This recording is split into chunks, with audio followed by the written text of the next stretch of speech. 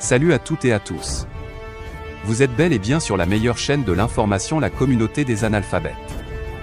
Vous informer est notre priorité, n'oubliez pas de vous abonner à la chaîne pour ne manquer aucune de nos prochaines vidéos. Allons-y.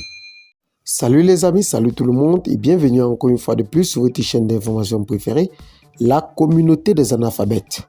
Aujourd'hui, nous allons encore faire un petit tour au niveau du Mali pour vous présenter. Après la levée des sanctions économiques, Bamako annonce une bonne nouvelle.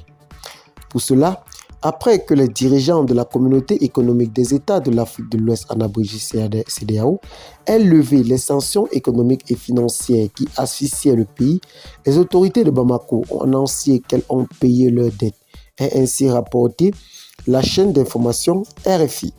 Un peu plus d'un mois après que la CEDEAO ait finalement décidé de lever les sanctions économiques et financières qui pesaient sur le pays, l'on apprend que les autorités de Bamako ont affirmé payer ces dettes.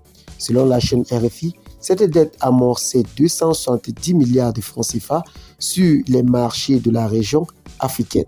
Le Mali a l'honneur d'informer ces derniers que l'intégralité des impayés de la dette du Mali a été réglée.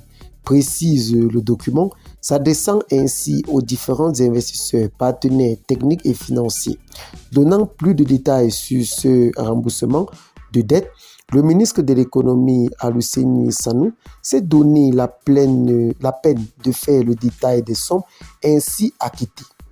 85 milliards pour la dette extérieure, 66 milliards pour la dette de marché et 65 milliards pour une partie de la dette de marché émise par adjudication, sans compter les intérêts de retard qui s'élèvent à plus de 13 milliards. A actuellement rédigé la chaîne d'information européenne Radio France Internationale, en abrégé RFI. Par ailleurs, rappelons qu'en début de semaine, RFI a également indiqué qu'une émission spéciale de bons et d'obligations a été réalisée par le Trésor malien.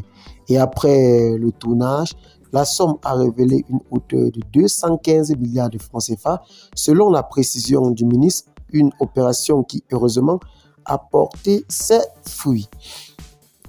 Eh bien les amis, qu'est-ce que vous en pensez? Puisque le colonel Assimi Goïta, depuis arriver au pouvoir, nous rappelle que son objectif principal est là pour le maintien de la paix, mais celui-ci, s'il a permis de rembourser toutes ces dettes, c'est pour informer aux différents investisseurs qui craignaient encore cette crise financière du côté du Mali. Il appelle tous les investisseurs à ne plus craindre de cette dette, car le Mali vient de rembourser sa dette après cette crise économique et financière qui asphyxiait le pays. Et bien les amis, qu'est-ce que vous en pensez par rapport à cette très belle nouvelle du côté de Bamako en ce jour? Laissez donc massivement vos commentaires, abonnez-vous à la chaîne si ce n'est pas encore fait, et à très bientôt pour une nouvelle vidéo. Bye bye.